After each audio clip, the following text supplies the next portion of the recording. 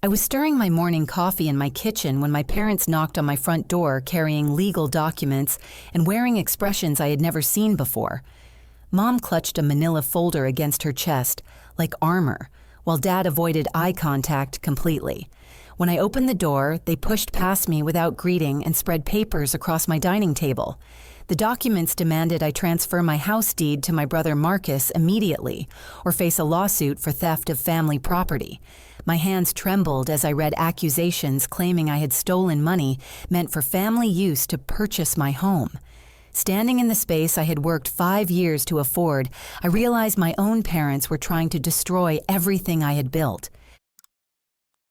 The silence in my dining room felt suffocating as I stared at the papers spread before me. My mother finally spoke, her voice colder than I had ever heard it. "Ginny, we need to discuss your living situation. This house is too much for one person, and Marcus needs somewhere to start his family properly." I looked up from the documents, searching their faces for any hint of the parents who had raised me. Start his family, Mom. I bought this house with my own money. I have the mortgage papers, the down payment records, everything. Dad finally made eye contact, but his expression remained stern. "Those grocery contributions we made while you were saving add up, Ginny. Our lawyer friend says we have grounds to claim partial ownership since we helped support you during that time." The words hit me like physical blows. I remembered those occasional $20 bills they would slip me when I complained about eating ramen noodles for weeks. I had been grateful then, thinking they were small gestures of parental love during my struggling years. "You kept track of groceries," I whispered, my voice barely audible. "Robert advised us to document everything," Mom replied, pulling out a small notebook filled with dates and dollar amounts. $20 here, $30 there. It adds up to real money, Ginny. Money we invested in your future. I flipped through pages of meticulous records spanning 3 years. Every small contribution was listed with clinical precision. March 15th, groceries for Ginny, $25. April 2nd, gas money for Ginny, $15. The total came to just under $800 spread across 36 months. $800, I said slowly, my anger building. "You think $800 gives you claim to a house I paid $180,000 for?"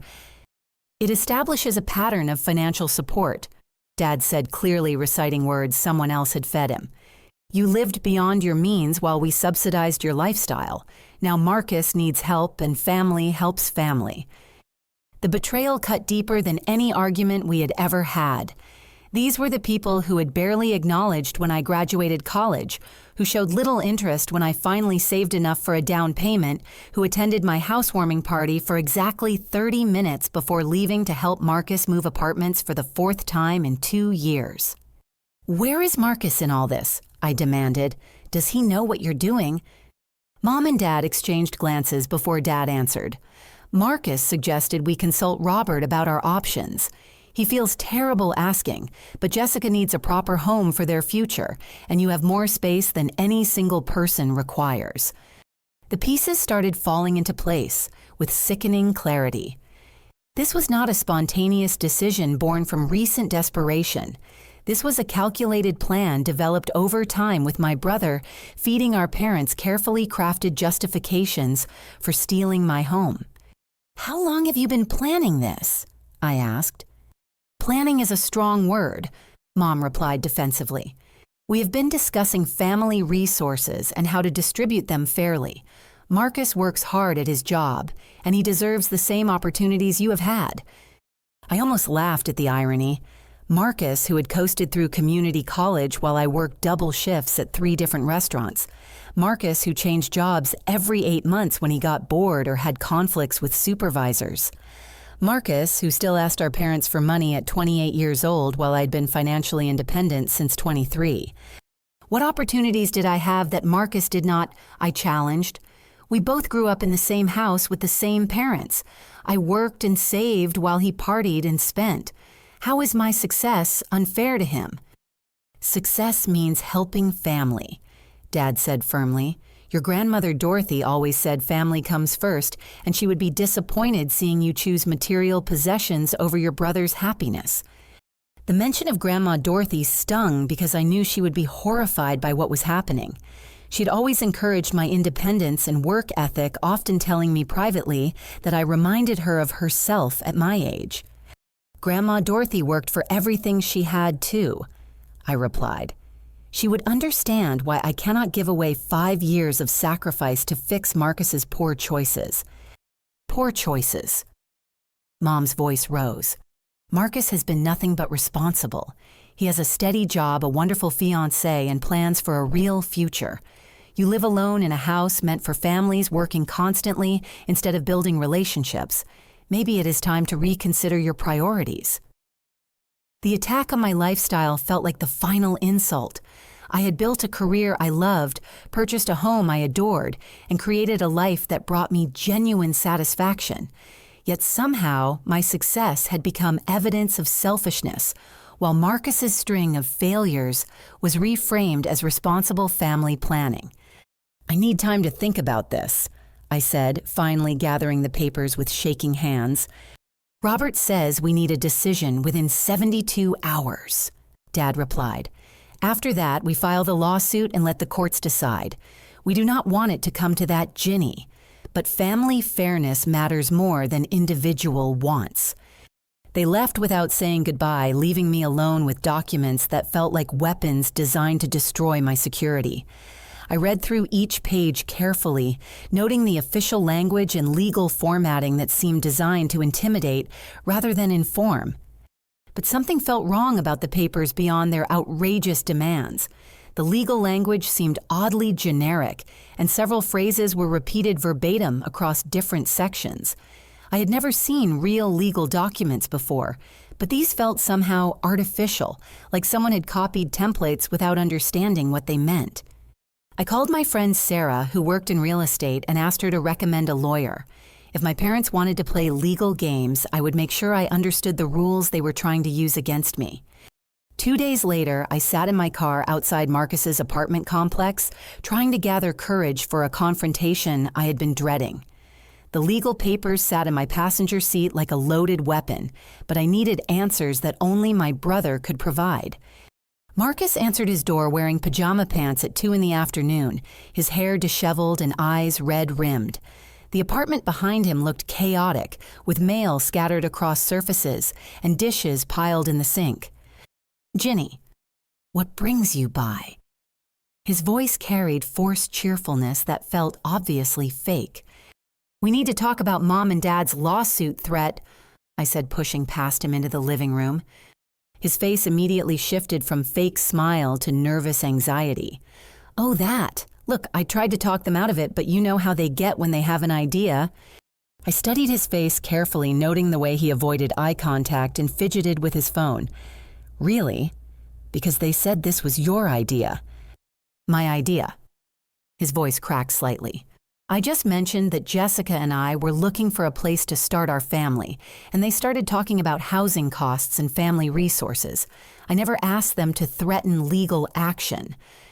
The apartment around us told a different story than his words. Mail was piled everywhere, and I could see several envelopes with red lettering scattered across his coffee table.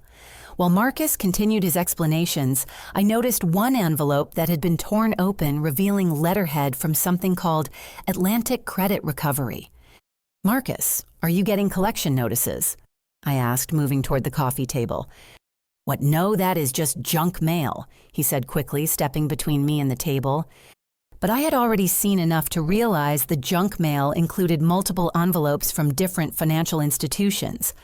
When Marcus went to the bathroom, I quickly examined the visible mail-finding letters from at least 4 different creditors and 2 different casinos. When he returned, I confronted him directly. How much do you owe Marcus? His face went white. Oh, I do not know what you mean. The collection letters, the casino mail. How deep in debt are you? For several long moments, he stood frozen, clearly calculating whether to continue lying. Finally, his shoulders sagged in defeat.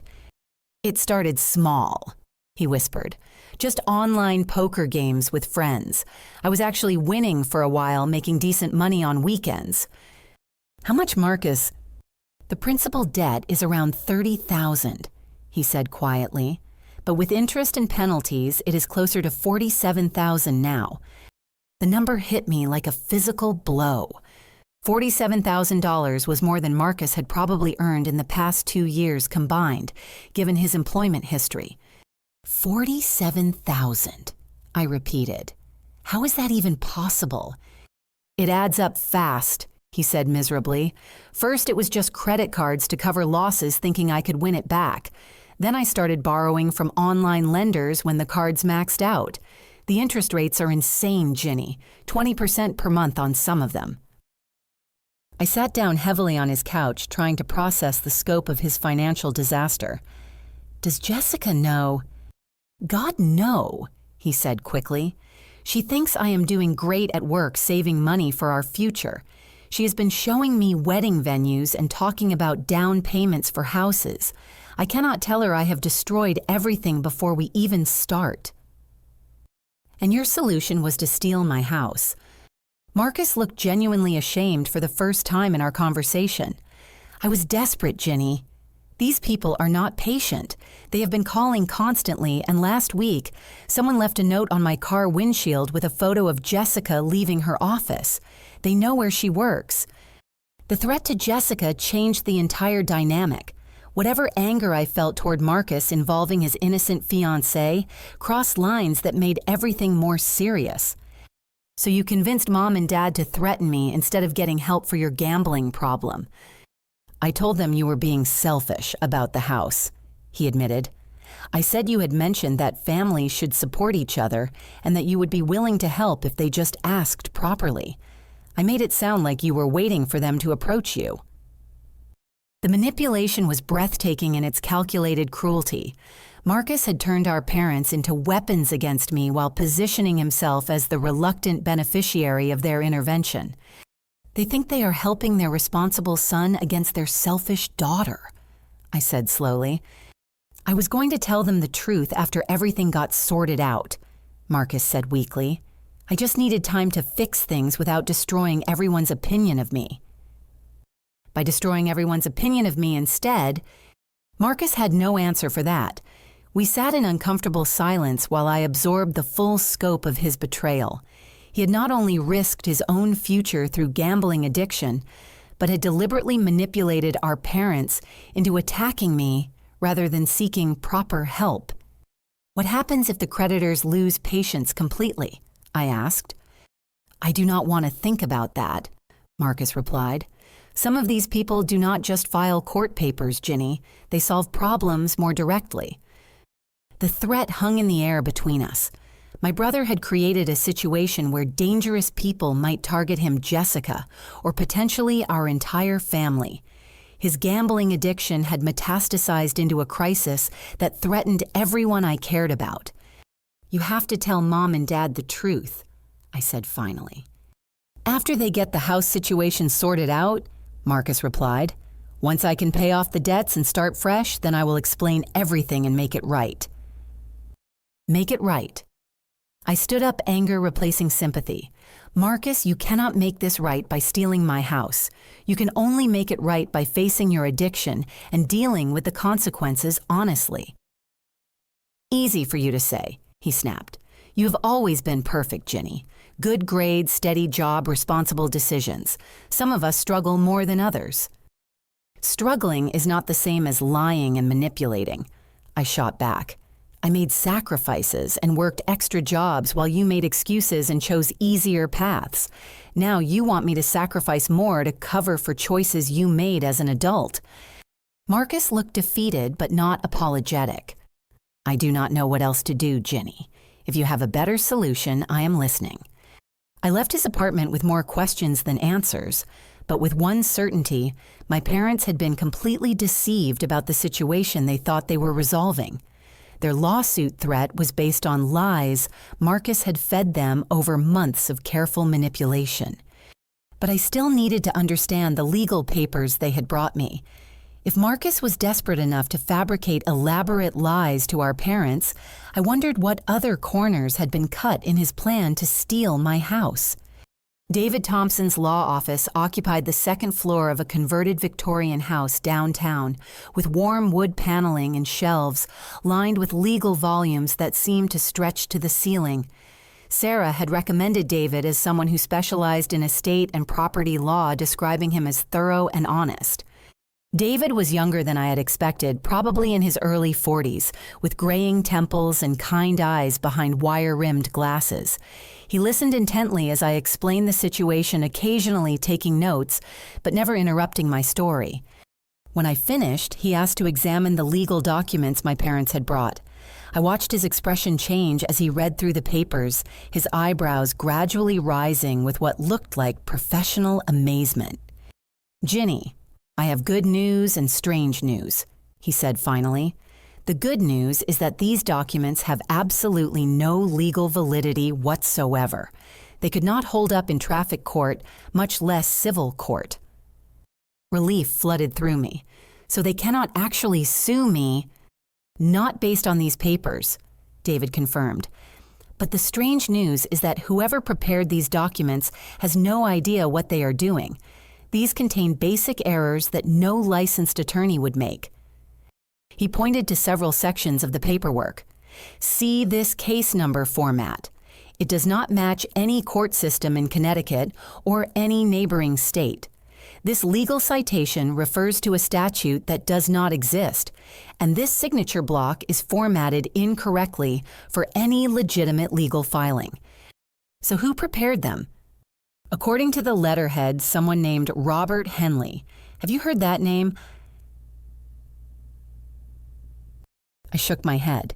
My parents mentioned consulting their lawyer friend Robert, but I assumed he was legitimate.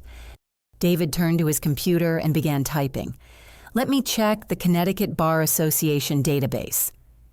After a few minutes, his expression grew serious. "Robert Henley was disbarred 3 years ago for embezzlement and fraudulent billing practices. He is not authorized to practice law anywhere in the United States." The implications hit me like a wave. So my parents paid someone who is not even a lawyer to create fake legal documents. It appears that way. This Robert Henley is essentially running a scam operation, probably targeting people who cannot afford legitimate legal counsel. I felt simultaneously relieved and angry. Relief that the lawsuit threat was meaningless, but anger that my family had been deceived by someone taking advantage of their desperation. "What should I do about this?" I asked. "We should definitely report Robert Henley to the authorities," David said. "This kind of illegal practice harms vulnerable people. But first, let me do some research on your property to make sure there are no other issues we should address." David spent the next 20 minutes accessing various databases and property records. I watched him work, feeling grateful to finally have a professional advocate helping me navigate this nightmare.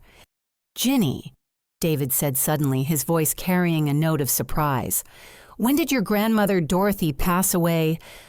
"About 2 years ago," I replied. "Why?" According to county records, Dorothy Martinez maintained a safe deposit box that was never accessed during probate proceedings. The box was opened automatically when rental payments lapsed 6 months ago, and the contents were transferred to the county clerk pending heir identification. I stared at him in confusion. "What kind of contents?" "Legal documents, apparently, including what appears to be a will dated 6 months before her death." David looked up from his computer screen. "Ginny, did your grandmother ever mention having a second will?" "Second will, no. We went through probate 2 years ago. Everything was settled." "This will was filed with a different bank than the one your family used for the original probate. It is possible your grandmother maintained this box privately and never told anyone about it." The possibility that Grandma Dorothy had left undiscovered legal documents felt surreal. She had been organized and methodical about everything in her life, but she had also been private about her financial affairs. "What happens now?" I asked. "We request access to the safe deposit box contents. As Dorothy's granddaughter, you have legal standing to examine any documents that might affect inheritance or property rights. 3 hours later, David and I sat in a sterile room at the county clerk's office, examining the contents of Grandma Dorothy's secret safe deposit box. Along with the will, David had discovered the box contained several sealed envelopes addressed to different family members, a detailed inventory of her possessions, and a thick folder labeled Family Financial Records. The will was dated 8 months before Dorothy's death and was properly notarized with 2 witness signatures. Reading through the legal language, I felt my breath catch in my throat. "David, does this say what I think it says?" David nodded slowly. "Your grandmother left her entire estate to you specifically. The house, the antique collection, the savings account, everything. This will supersede the previous will that left her property to your parents." The financial implications were staggering. Grandma Dorothy's estate had been valued at over $90,000, including her house and valuable antique collection. Under the original will, my parents had inherited everything and had sold most of her property to pay for their own business expenses. But the emotional implications felt even more significant. Dorothy had made a conscious choice to change her will, specifically naming me as her sole beneficiary. The timing suggested she had made this decision after observing family dynamics and choosing to support the grandchild she felt deserved her legacy. "There is more," David said, opening one of the sealed envelopes addressed to me. "She left you a letter explaining her decision."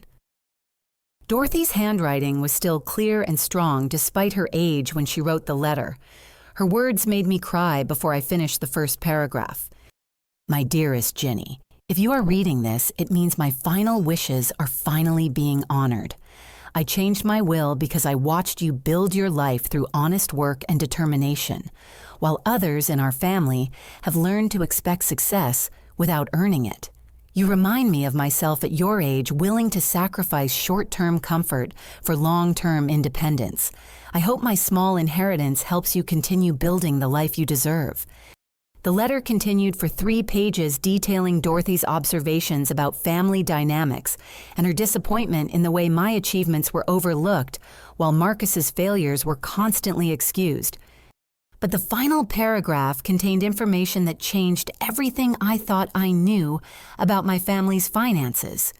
"I have documented a loan I made to your parents 8 months ago when their business faced bankruptcy. They borrowed $15,000 with a promise to repay within 2 years plus interest. I include the signed loan documents in this box. Since they have made no payments toward this debt, this obligation becomes part of my estate. As my heir, you now hold the note on their debt. I hope you will use this information wisely and with the same kindness I have always seen in your character." David and I exchanged glances as the implications became clear. Not only had Dorothy left me her entire estate, but she had also documented a $15,000 debt that my parents owed to her estate. Legally, my parents now owed me $15,000 plus accumulated interest. The irony was almost overwhelming. My parents were threatening to sue me for a house they claimed family money had purchased, while they actually owed me more money than they had ever contributed to my expenses. "David, what do I do with this information?" "That depends on what kind of relationship you want with your family going forward," he replied carefully. "You could demand immediate repayment of the loan, or you could use this information as leverage to stop their harassment about the house." I thought about Marcus's desperate situation and my parents' obvious confusion about the legal papers they had been given. They were victims of both Robert Henley's illegal practices and Marcus's deliberate manipulation. "I think it is time for complete honesty with everyone involved," I said finally. David nodded approvingly. "Truth tends to work better than threats in family situations. And Ginny, your grandmother's letter shows she understood exactly what kind of person you are. She would be proud of how you are handling this situation." The folder labeled Family Financial Records contained 10 years' worth of meticulously organized documentation that revealed how deeply Grandma Dorothy had understood our family dynamics. She had kept detailed journals, recording conversations, financial requests, and her observations about each family member's character development over time. David and I spread the contents across the conference table, organizing documents by date and topic. Dorothy's organizational skills were impressive, with everything labeled cross-referenced and filed in logical categories. "Look at this," David said, pointing to a section titled Marcus Financial History. "Your grandmother documented every time your brother asked her for money over the past decade." The records were comprehensive and damning. Starting when Marcus was 19, Dorothy had tracked his requests for help with rent car repairs, credit card payments, and various business ventures that never materialized. The total amount she had given him over 10 years exceeded $22,000, all of it described as loans that were never repaid. But more revealing were Dorothy's handwritten observations about each transaction. Next to a $1,500 loan for car repairs, she had written, "Marcus claimed emergency, but Sarah saw his car at the casino that same evening." Next to a $2,000 business investment, she noted, "Asked for proof of business plan, never provided. Money likely went to gambling debts." Dorothy had figured out Marcus's gambling problem years before the rest of us had even suspected it. She was documenting everything, I said, reading through entries that spanned nearly a decade. She knew exactly what was happening. The most revealing section contained Dorothy's observations about family dynamics during holiday gatherings and birthday celebrations. Her notes painted a clear picture of parents who celebrated Marcus's minimal achievements while taking my successes for granted. Christmas 2020, Marcus announced part-time job at electronics store. Parents acted as if he had been promoted to CEO. Ginny mentioned promotion to senior marketing coordinator with $15,000 raise. Parents barely acknowledged accomplishment. Easter 2021, Ginny brought homemade food for entire family, spent hours cooking and cleaning. Marcus arrived 2 hours late with gas station flowers for me, received more praise for thoughtfulness than Ginny got for actual effort. Reading Dorothy's careful documentation of years of family interactions felt like having someone finally witness and validate experiences I had thought I was imagining. She had seen the disparity in how my parents treated their children, and she had been recording evidence of it for years. But the most shocking discovery came in a sealed envelope marked Final Instructions. Along with her letter to me, Dorothy had written detailed letters to my parents and to Marcus explaining her decision to change her will and her observations about their behavior patterns. The letter to my parents was kind but firm, explaining how their enabling of Marcus had harmed both their children.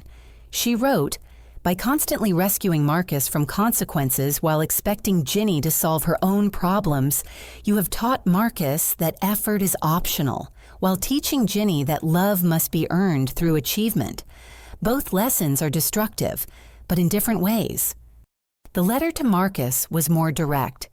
"Your gambling addiction has been obvious to me for years, but your manipulation of family relationships is more concerning than your debt problems. Addiction is a disease that can be treated, but choosing to hurt others rather than seeking help is a character issue that only you can resolve." But the most devastating revelation came in Dorothy's final financial records. The $15,000 loan to my parents had been documented with bank records, signed agreements, and a detailed payment schedule that they had never followed. But Dorothy had also discovered something else about Marcus's financial situation. 6 months before her death. David read from Dorothy's notes, "Marcus approached me about borrowing against my house to fund a business venture. When I asked for details, he became evasive and angry. Later learned from neighbor that Marcus had been asking several elderly residents about borrowing against their properties. Appears to be targeting vulnerable seniors for financial schemes. The pattern was clear and horrifying. Marcus's current attempt to steal my house was not a desperate response to recent gambling debts. It was part of a long-term pattern of targeting family members and seniors for financial exploitation. David, this shows Marcus has been planning schemes like this for years.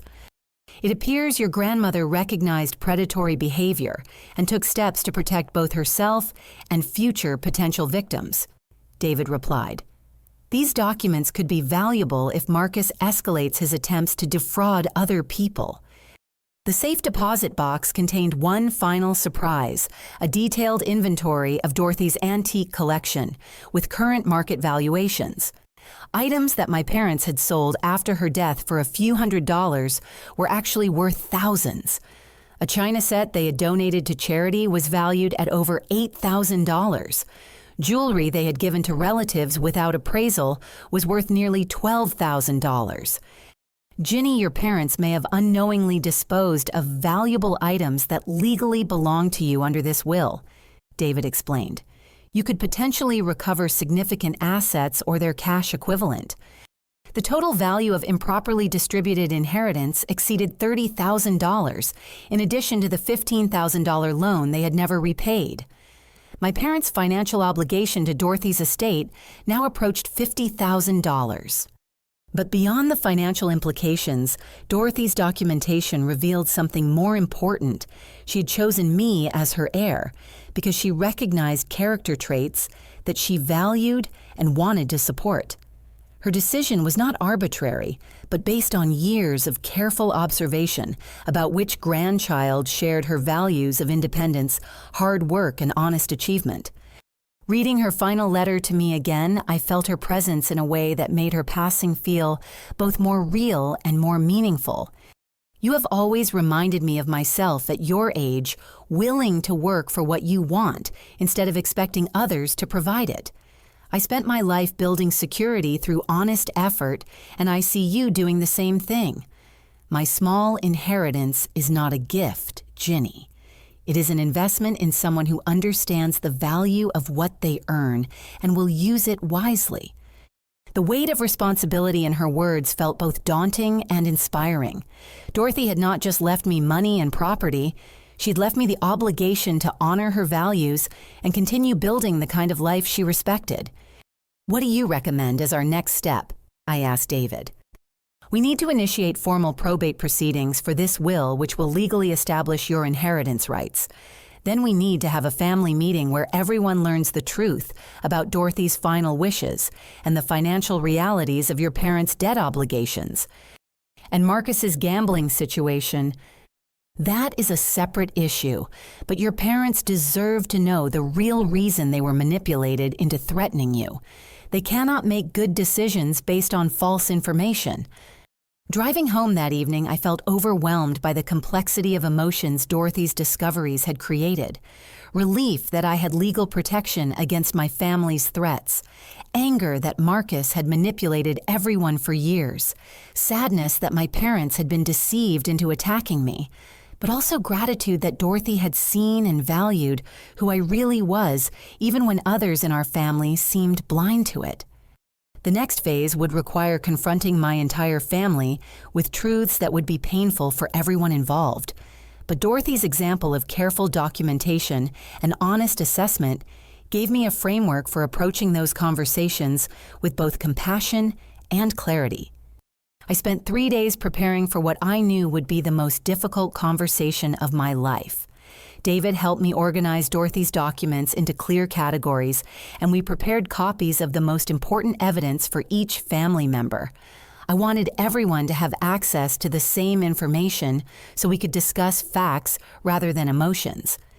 The meeting was scheduled for Sunday evening at my parents' house, the same dining room where family decisions had always been made. I arrived early to help set up bringing David as legal counsel and carrying a briefcase full of documentation that would change everything. Mom and Dad looked nervous as they greeted me, clearly uncertain about why I had requested a formal family meeting. Marcus arrived 20 minutes late as usual, but his appearance shocked me. He looked like he had lost 15 pounds in the week since I had visited his apartment, with dark circles under his eyes and a tremor in his hands when he reached for water. Before we start, I said, I want everyone to understand that I love this family and want to solve our problems together. But that requires complete honesty from all of us about what has really been happening. I began by showing them Robert Henley's fake legal documents and explaining David's discovery that Henley was disbarred and operating illegally. My parents looked genuinely shocked and embarrassed as David explained how they had been victimized by someone running a fraud operation. "We only wanted to help our son," Mom said quietly. "Robert made it sound like we had legitimate grounds to claim part of Ginny's house based on our financial contributions." "How much did you pay this Robert Henley?" David asked. Dad looked ashamed. $800 for the legal consultation and document preparation. He said it was a bargain compared to normal legal fees. The irony was painful. They had paid $800, exactly the amount they claimed to have contributed to my expenses, for fake legal documents designed to steal my house. "Marcus," I said, turning to my brother, "do you want to tell Mom and Dad the real reason you suggested they threaten me, or should I—" Marcus's face went completely white. "Ginny, please." "The real reason?" Mom asked, looking between us with growing concern. I pulled out the evidence of Marcus's gambling debts and placed it on the table. Collection letters, casino statements, and loan documentation that showed the full scope of his financial disaster. Marcus owes $47,000 to various creditors because of gambling addiction, I said simply. He convinced you to threaten me because he needs my house's equity to pay dangerous people who have started making physical threats. The silence that followed felt eternal. My parents stared at the documentation, reading through letters that painted a picture of financial recklessness spanning years. "Marcus." Dad's voice was barely a whisper. "Is this true?" Marcus tried several times to speak before finally breaking down completely. "I never meant for it to go this far," he sobbed. "It started as just weekend entertainment, but I kept losing and borrowing more thinking I could win it back." Mom began crying as she read through the threatening letters from creditors. "Why did you not tell us we could have helped you get treatment?" "Because I was ashamed," Marcus replied, "and because I thought I could fix it myself if I just had enough money to pay everyone off and start fresh." "By stealing my house," I added. "I told them you were being selfish about family resources," Marcus admitted. "I made it sound like you had said you would help if they just asked properly. I wanted them to pressure you into giving up the house so I could sell it and pay off the debts." The betrayal in my parents' eyes was heartbreaking to witness. They had genuinely believed they were helping their responsible son against their selfish daughter, never imagining they were being manipulated into participating in fraud. "There is more," I said gently. I pulled out Dorothy's secret will and began explaining the inheritance situation. As David read through Dorothy's final letter, my parents' expressions moved through disbelief, recognition, and finally devastating understanding. Dorothy's words about enabling versus supporting, about effort versus expectation, and about character versus convenience painted a mirror that reflected years of family dynamics they had never consciously examined. "She left everything to Ginny?" Dad asked quietly. "Everything," David confirmed. "The house, the antique collection, the savings account, and legal ownership of the $15,000 debt you owe to her estate." "We owe Ginny $15,000. Mom's voice was barely audible. "Plus accumulated interest over the past 18 months, David added. "The total obligation is approximately $17,500 currently." The financial revelation was the final blow that broke through years of denial about family dynamics. My parents sat in stunned silence as they processed the reality that they owed money to the daughter they had been trying to sue. But Marcus's reaction was different. Instead of shame or apology, his face showed anger and resentment. "So Grandma Dorothy was playing favorites too," he said bitterly. "Perfect Ginny gets everything while the rest of us get nothing." "Marcus," I said firmly, "Dorothy's decision was based on observing our choices over years. She documented every time you asked her for money, every promise you broke, every lie you told about what the money was for."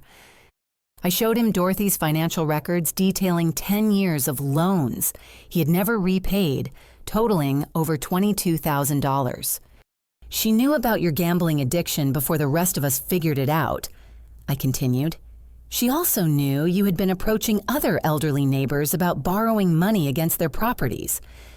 Marcus's face went from angry to panicked. She documented that everything, David confirmed, including your attempts to manipulate vulnerable seniors into financial schemes.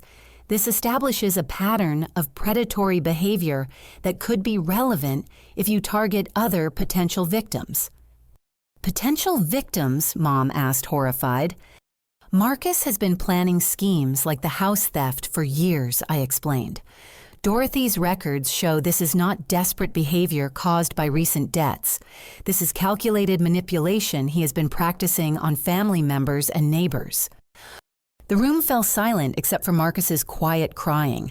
My parents stared at their son as if seeing him clearly for the first time, recognizing behavior patterns they had been enabling without understanding. "What happens now?" Dad asked finally. "That depends on what kind of family we want to be going forward," I replied.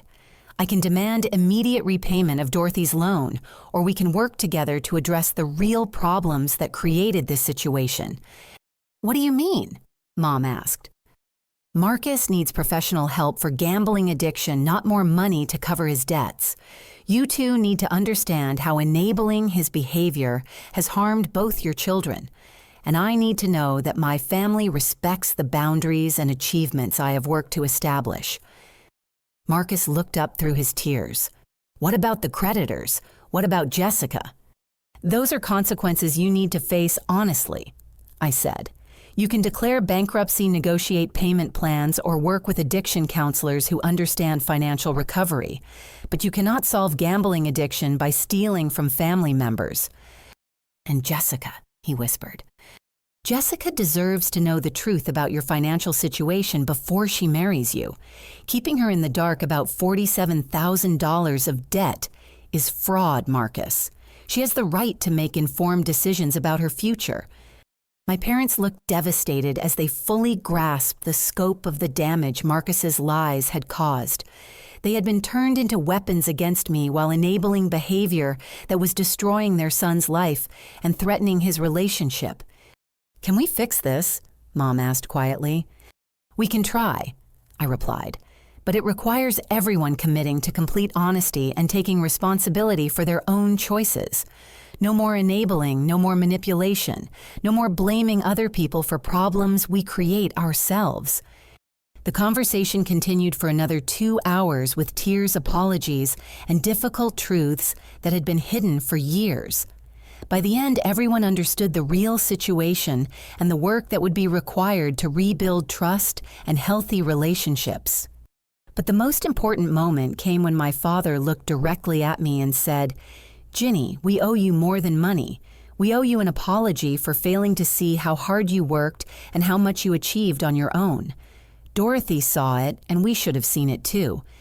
Marcus said very little during the final hour, but when everyone was preparing to leave, he approached me privately. "Ginny, I know I do not deserve forgiveness, but I want you to know that I am going to get help, real help. I cannot keep living like this, and I cannot keep hurting the people I love." "I hope that is true, Marcus, but words are not enough anymore.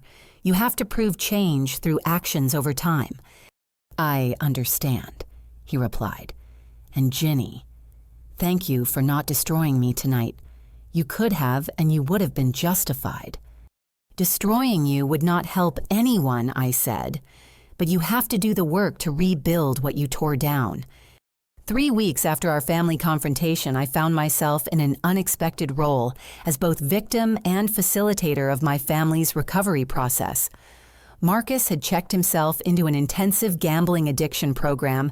My parents had started family therapy sessions, and I was learning to navigate relationships built on truth rather than manipulation. The most immediate challenge was helping Marcus face the reality of his debts without enabling his previous patterns of avoidance. David connected us with a bankruptcy attorney who specialized in gambling addiction cases, and we learned that Marcus's situation, while serious, was not hopeless. "The total debt load makes Chapter 7 bankruptcy a viable option," the attorney explained during our consultation. Marcus would lose most assets but could discharge the unsecured debt and start fresh financially. Marcus looked relieved at the possibility of escaping his crushing debt burden, but I insisted he understand the full consequences of his choices before moving forward. Bankruptcy will solve your financial crisis, I told him, but it will not solve your addiction, and it will not repair the trust you have broken with family and friends. I know, he replied quietly. The counselors at the treatment center explained that financial recovery is just one part of the process. The gambling addiction program Marcus entered was comprehensive, requiring daily group sessions, individual therapy, financial counseling, and family participation.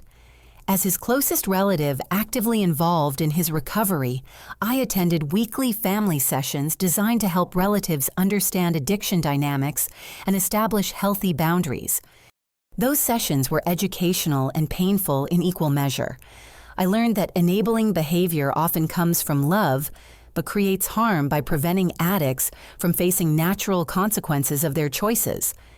My parents' pattern of rescuing Marcus from problems had actually fed his addiction by removing incentives to change. Families often think they are being supportive by providing financial help, the counselor explained. But for gambling addicts, access to money without earned consequences reinforces the addictive cycle. More difficult was learning about my own role in family dynamics. While I had never enabled Marcus's gambling, I had enabled family dysfunction by accepting unequal treatment and low expectations for my brother's behavior. Ginny, you normalized a system where you worked harder but received less recognition, the counselor observed. That dynamic taught Marcus that effort was optional, while teaching you that love must be earned through achievement. The insight was uncomfortable because it required examining my own patterns of overachievement and self-reliance. I had prided myself on independence, but some of that independence came from not expecting family support, rather than choosing self-sufficiency from strength. My parents struggled most with the therapy process because they had to confront years of unconscious favoritism and enabling behavior. In one particularly difficult session, my mother broke down crying as she realized how differently she had treated her children. I always worried about Marcus because he seemed to need more help, she explained. Ginny was so capable that I thought she did not need as much attention or support. But needing help and deserving help are different things, the counselor replied. Marcus needed help because he made choices that created problems. Ginny deserved help because she was working hard to build a successful life. The difference matters. Dad had his own revelations about how his own upbringing had shaped his parenting priorities. My father always said boys needed more guidance because they would be supporting families someday. I think I unconsciously believed Marcus's success was more important than Ginny's achievements. Those sessions forced our entire family to examine assumptions about gender success effort and support that had shaped decades of interactions. Change was slow and sometimes uncomfortable, but it was also genuinely transformative. The most challenging moment came 6 weeks into Marcus's treatment when he asked for permission to contact Jessica and explain his situation honestly.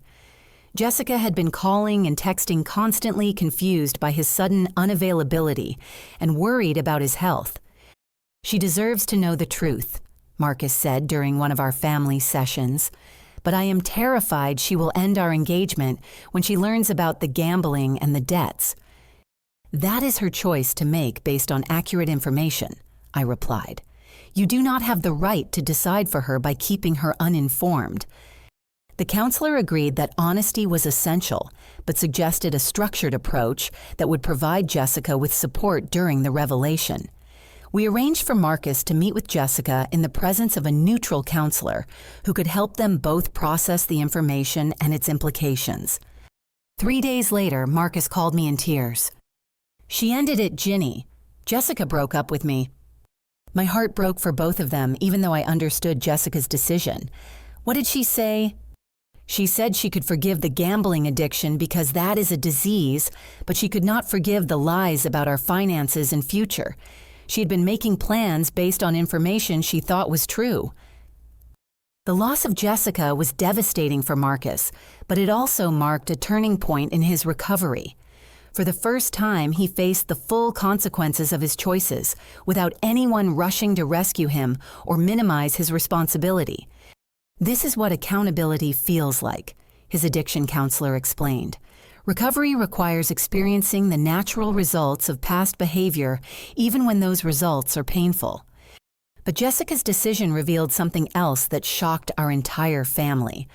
When she moved out of Marcus's apartment, she discovered financial documents that Marcus had hidden from all of us, including evidence that he had been stealing money from her personal savings account over the course of 6 months. $8,000. Jessica told me during a tearful phone call. He had access to my account because we were planning to merge finances after marriage. I trusted him completely. The theft of Jessica's money added another layer of legal and emotional complexity to Marcus's situation. Jessica had every right to pursue criminal charges, which would complicate his bankruptcy proceedings and potentially result in jail time. "I do not want to destroy his life," Jessica explained, "but I need that money back, and I need him to understand that stealing from me was a choice, not just a symptom of addiction." I found myself in the unexpected position of mediating between Jessica and Marcus while trying to protect my family from further legal consequences. David helped me understand the implications of potential criminal charges and the options available for restitution. If Marcus agrees to full restitution as part of his bankruptcy proceedings, Jessica might be willing to pursue civil recovery rather than criminal charges, David suggested. But she has to feel confident that he takes responsibility for the theft rather than treating it as another gambling loss. The negotiation process took several weeks and required Marcus to face the reality that his actions had criminal implications beyond family dysfunction. For the first time, he seemed to understand that gambling addiction explained his behavior but did not excuse the harm he had caused to others. "I stole from someone who loved me," Marcus said during one family session. "I looked Jessica in the eyes every day while I was taking money she had saved for our future. That was not gambling, that was theft." Eventually, we reached an agreement where Marcus would repay Jessica's $8,000 as his first priority in bankruptcy proceedings, followed by formal addiction treatment completion and 2 years of supervised financial recovery. Jessica agreed to accept civil restitution rather than pursuing criminal charges, but she maintained complete no-contact boundaries during Marcus's treatment period. "Maybe someday we can be friends," Jessica told me, "but I need to see him prove he can be honest and trustworthy before I risk any kind of relationship." The resolution was fair but heartbreaking for everyone involved.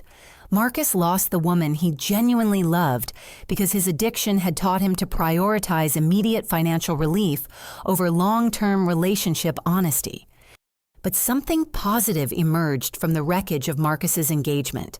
For the first time in his adult life, he was facing consequences without family members rushing to fix his problems or minimize his responsibility. The experience was painful, but also genuinely educational. I am learning what accountability actually feels like. Marcus told me near the end of his residential treatment program.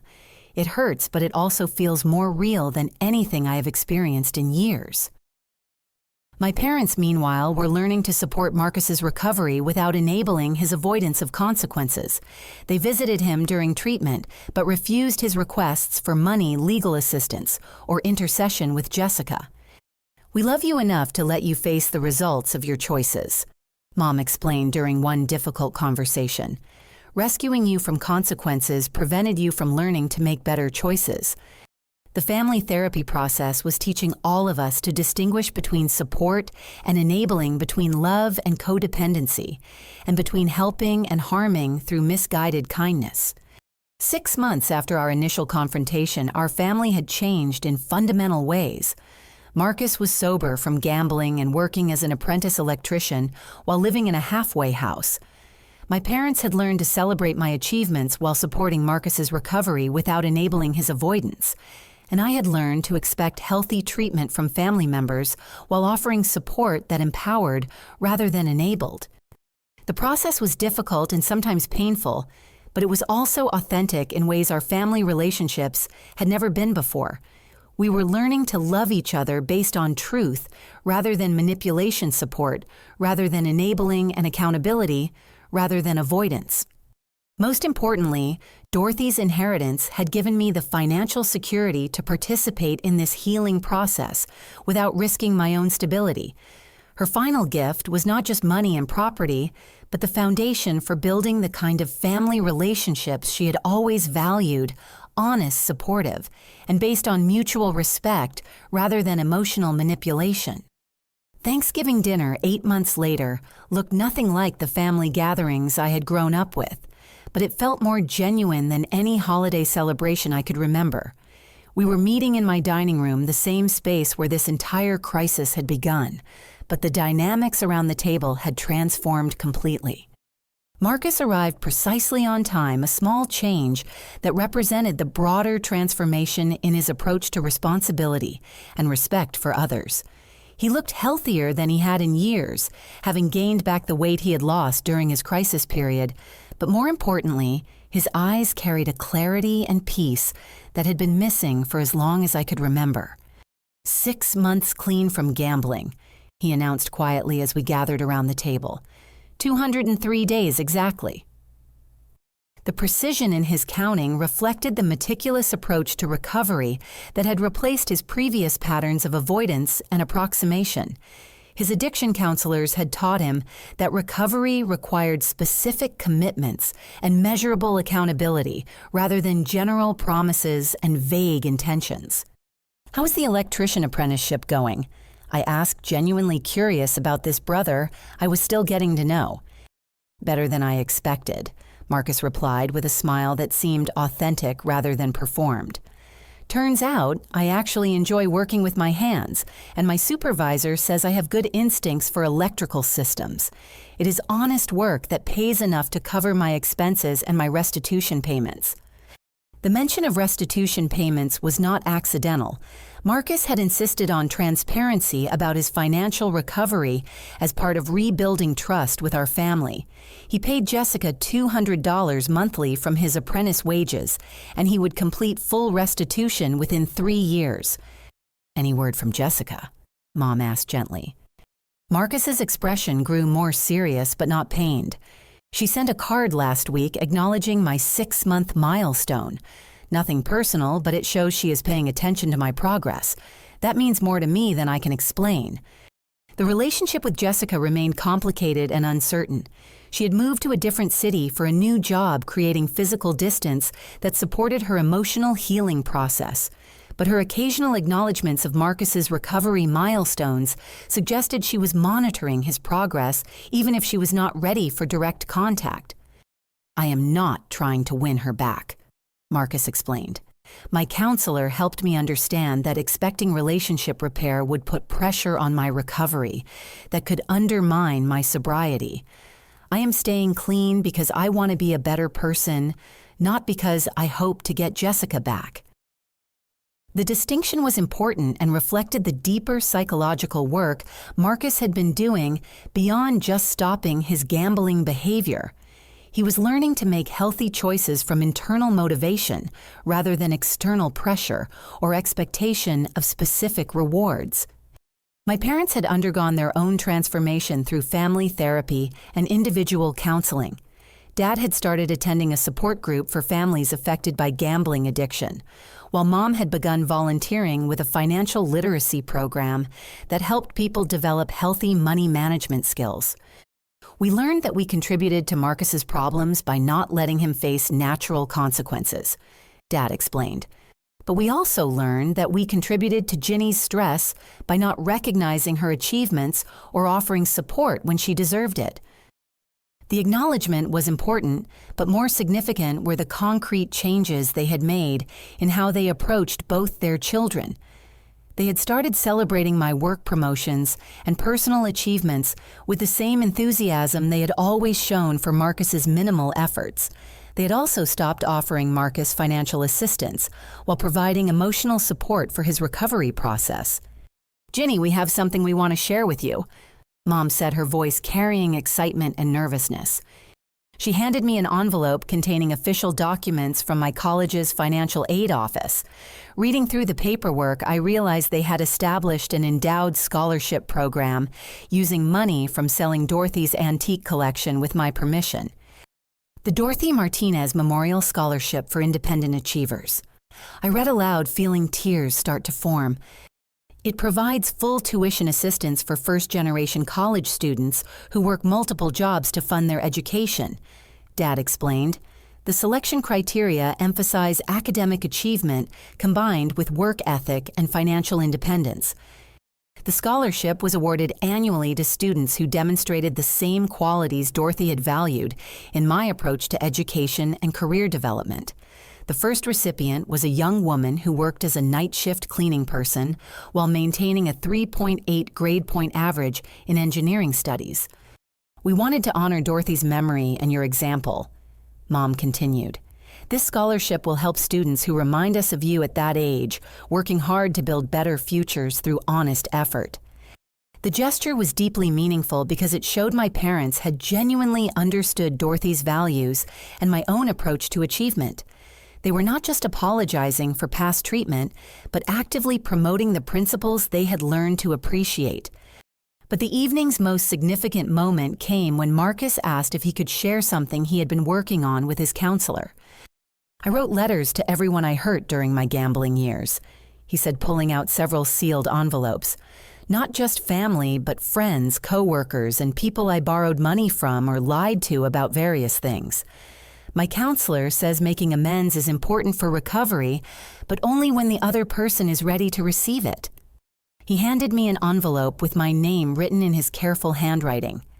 Ginny, you do not have to read this now or ever, but I wanted you to have it. It explains everything I did to hurt you and why, without making excuses or asking for forgiveness.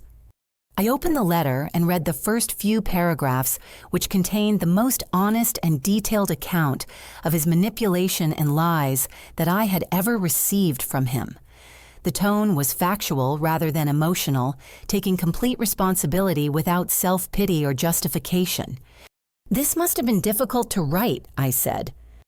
It was harder than I expected, Marcus replied, but also cleaner than I thought it would be, admitting exactly what I did and why I felt better than carrying around guilt and shame about things I was too afraid to face directly. The letter continued for 4 pages, detailing specific instances where Marcus had lied to our parents about my attitudes and behavior-manipulated family situations to benefit himself, and consciously chosen to damage my relationships with our parents rather than addressing his own problems honestly. But the final paragraph contained something unexpected. Ginny, reading Grandma Dorothy's letters about you helped me understand what I spent years trying not to see.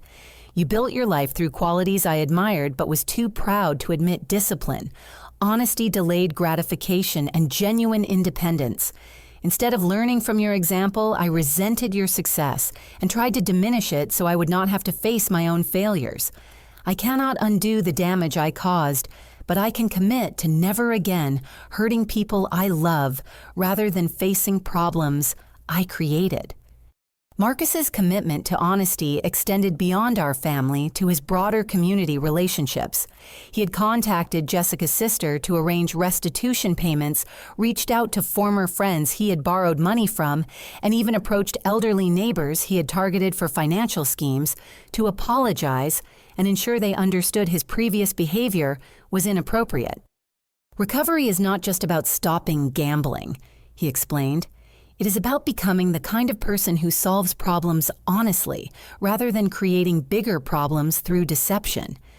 The most remarkable aspect of Marcus's transformation was his approach to accountability. Instead of minimizing his past behavior or asking for quick forgiveness, he focused on proving change through consistent actions over time. He maintained detailed financial records that he shared monthly with our parents, attended gambling addiction support meetings even when he did not feel like going, and pursued additional education through community college courses that he paid for himself. I am learning to be proud of small, honest achievements rather than ashamed of big, false promises, he told me. It feels completely different from how I used to approach success. As dinner continued, I realized we'd created something new rather than just repairing something old. Our family relationships were based on mutual respect and honest communication rather than manipulation and enabling. We talked about real problems and genuine achievements rather than maintaining false narratives that protected everyone from difficult truths. The evening concluded with a tradition we had never had before. Everyone shared one thing they were genuinely grateful for and one specific goal they were working toward in the coming year. Marcus expressed gratitude for the opportunity to rebuild his life honestly and set a goal of completing his electrician certification while maintaining gambling sobriety.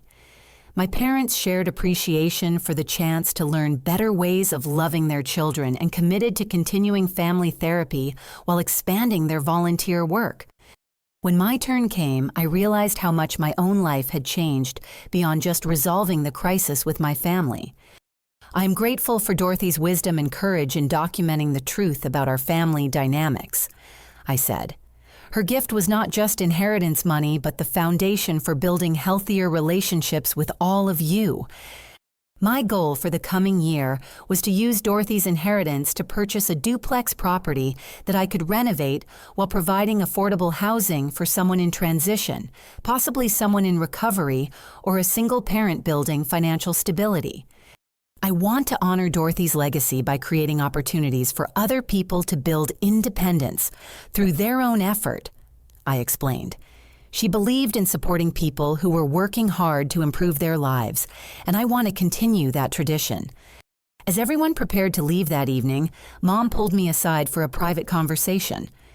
"Ginny, I know we cannot undo the years when we failed to appreciate who you are and what you achieved," she said quietly.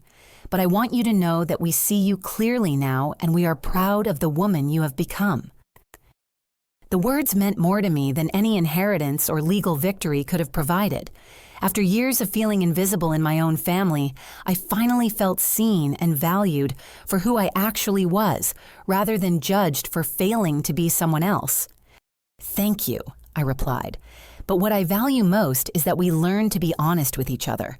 That feels like the real foundation for whatever relationships we build going forward."